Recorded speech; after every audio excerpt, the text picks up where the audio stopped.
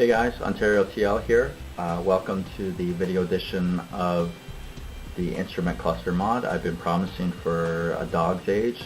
It's been delayed so many times that I decided, well, I'm just going to do a video on it. So today we're just going to remove the gauges from this TLS. It's from a member, by the way. I'm doing a job for him. And also with TLP users, I do have one extra gauge to show how to go about with a TLP. TLSs are a little bit different, they're a little bit harder, but if you're careful enough, you can still do it as well. So today we're just removing the gauges and clearing them out and coloring them if you wish to do so, to remove the blue filter. So with that, you'll need Q-tips, some Sharpie pens, depending on what color you want. Blue is usually the most favorite. Red is also helpful as well, as I'll show you in a bit.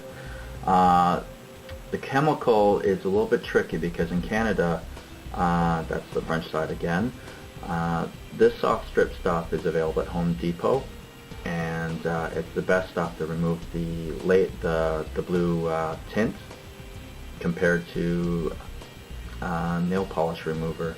You probably could get away with it, but I find the Canadian stuff is a little bit weaker than the American stuff for nail polish remover.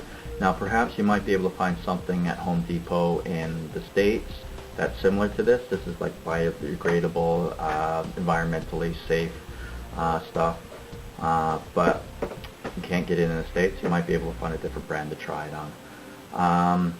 Also, what you'll need is a knife, needle nose pliers, scissors for a little bit, flathead screwdriver, just a small tiny one, and you need a wider flathead screwdriver as well. And also as an option, I have some old laser transparency paper. I'll show you exactly what you can use with that in a minute. Okay, so first of all, we're going to remove the first part of the cluster is the plastic casing. And with the clear plastic casing, the best way to do it is with this flathead screwdriver. Push the pins in to kind of make a space, and then wedge the screwdriver in between to kind of pop it open a little bit. Now be careful with this, and the word of the day is be patient, and we'll come back to this once this is all done. Now that I've used a screwdriver to force the plastic housing up a little bit so it can be removed and pushed all the tabs in, it should easily pop off just like that, and we'll use that part later. Now the next part is the bezel that holds in the gauges as well. Same deal, the plastic tabs that are right there, and there's a few of them. You just have to press them in. And I'll do this on my lap because it's a lot easier to do.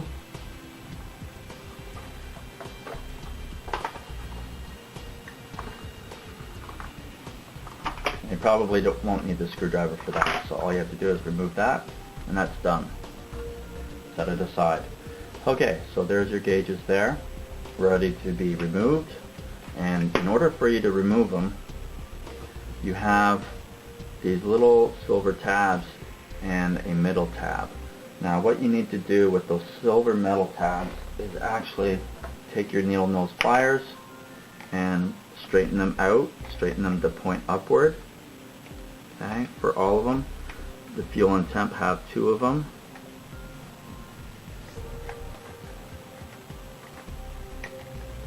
That should be ready to go. Now you can use the flathead smaller screwdriver or use the pliers.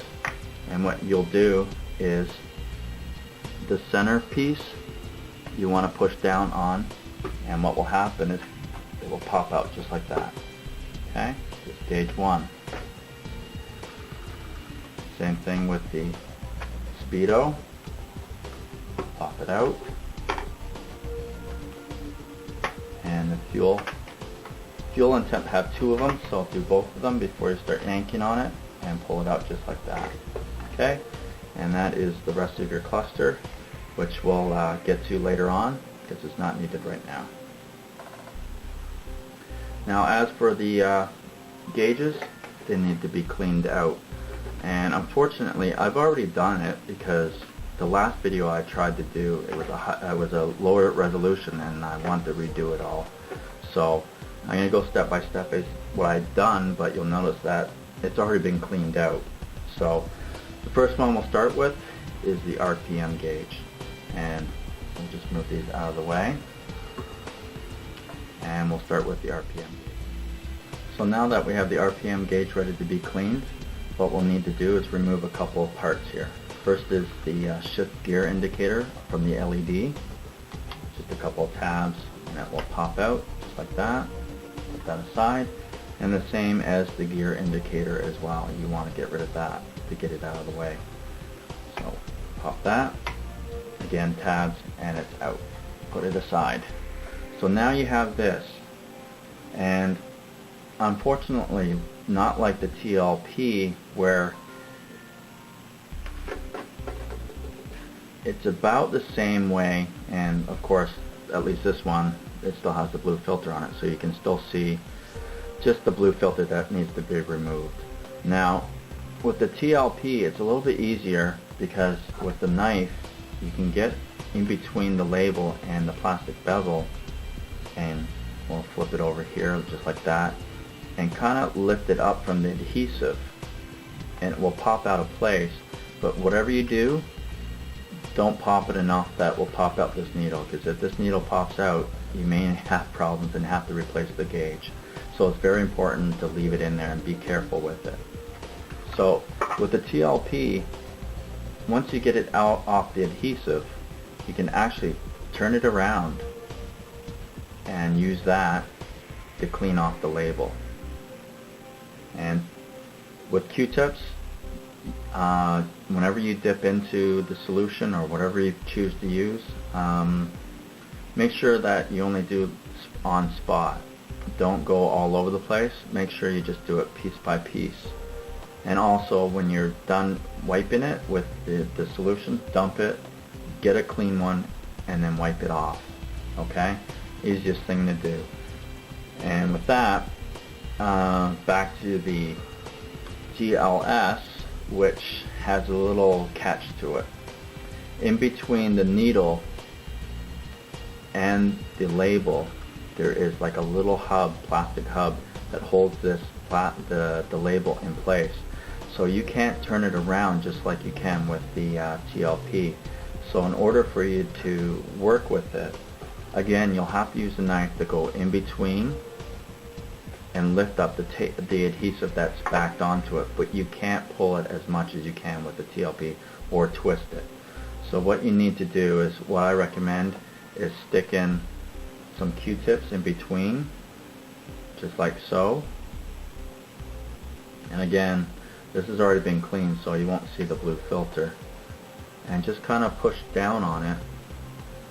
That way, it will give you enough gap that you'll be able to clean in between without touching the plastic up here, but clean down here. Okay, so that's how you do that. And just do it in spot, let it dry, come back to it, and continue on with it. You can always start with the next gauge and let it dry.